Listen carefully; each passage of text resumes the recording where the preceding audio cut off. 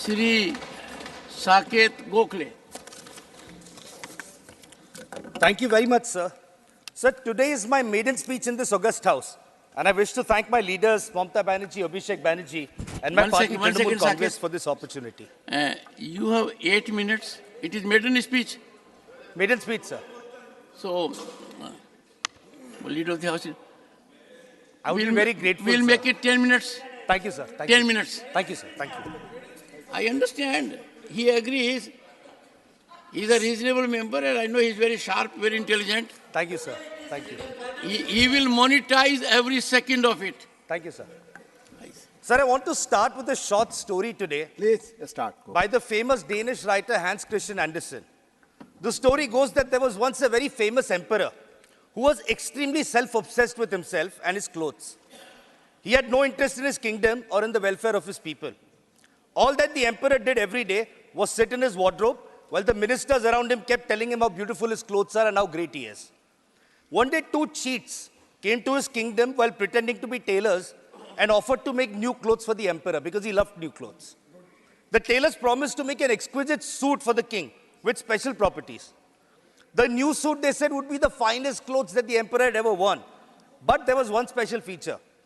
They said that the suit was only for the great emperor, and the suit would be invisible to anybody that is a dishonest person.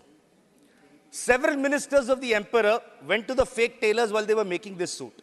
The ministers obviously couldn't see the suit, but then they blamed themselves for that because they were afraid that, oh, I might be branded dishonest if I can't see the suit.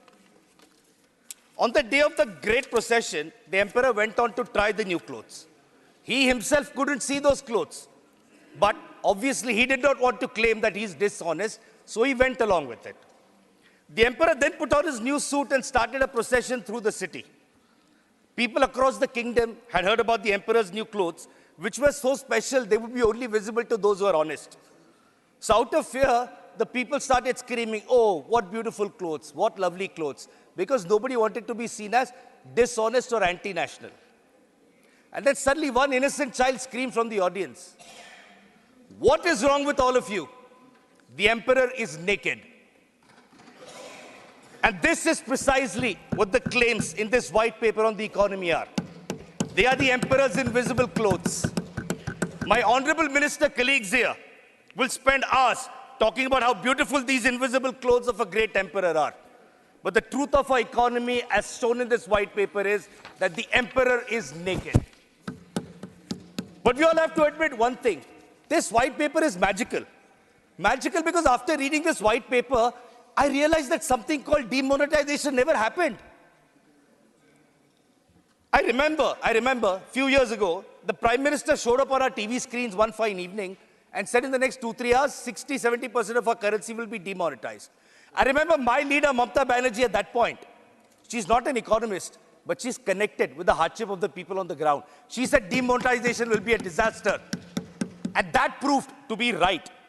People scrambled to ATMs for cash. People queued up for hours. Hundreds of people died.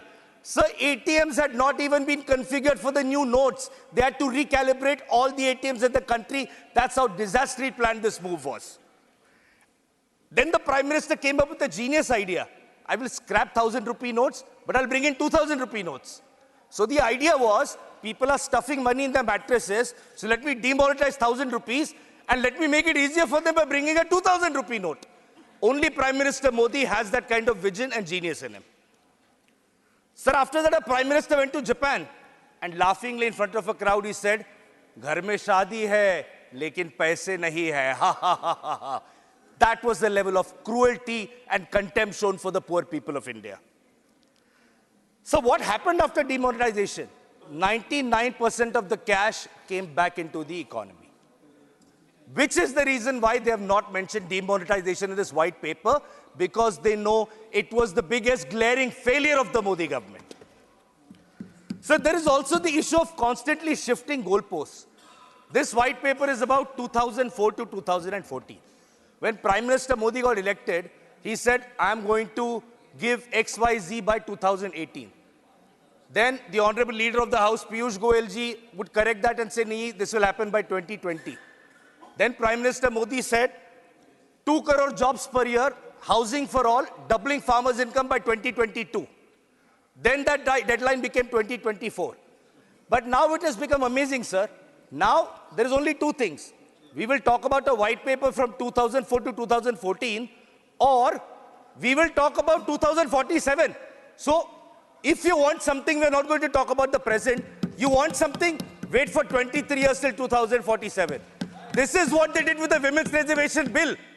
They did not tell the women of India that until the census and delimitation happens, it won't be implemented. Wait for another 9 years. It's not going to happen today. But they're lying to people during the election campaign.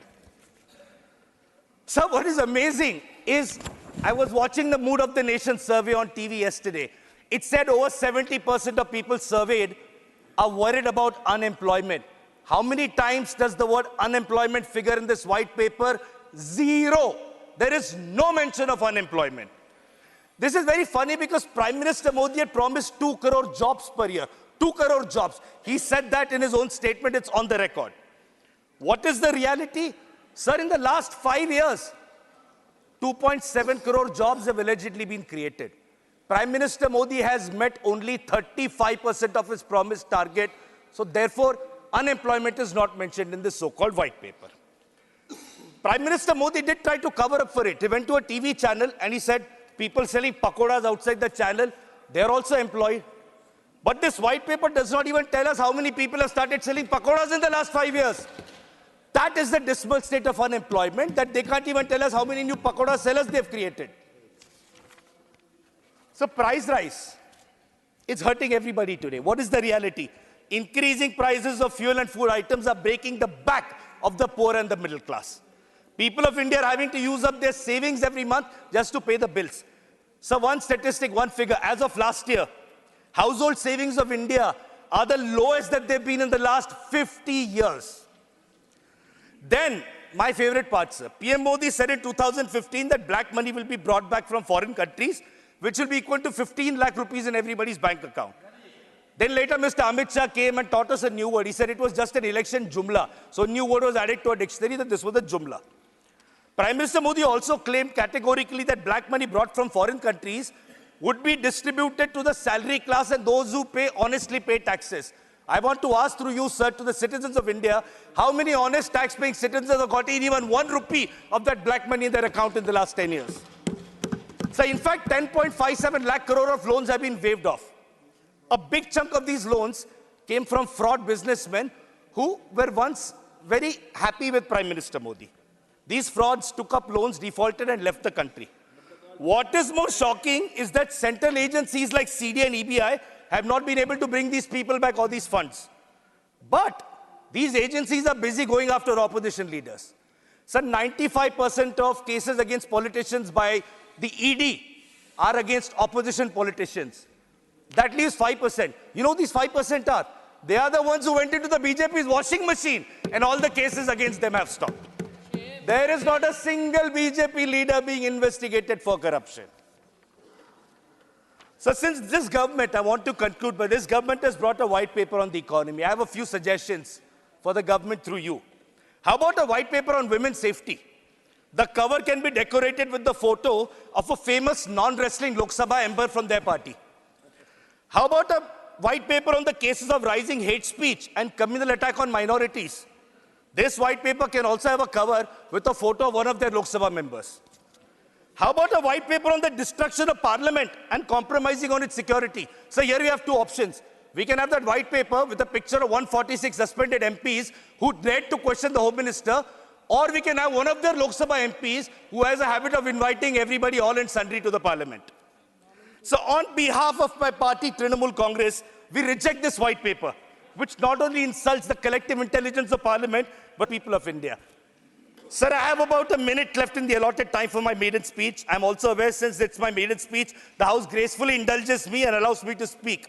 But no, sir, as a proud and self-respecting MP from a proud and self-respecting party and of a proud and self-respecting leader, I refuse to further participate in this charade and indulge this government, with the promise that the people of India will give the BJP a befitting answer to this white paper and to the Modi government in the upcoming elections. I and my party, Trinamool Congress, will now walk out of the House in protest. Thank you, sir. We walk out. Dr. Amar Patnaik ji, 6 minutes, sir.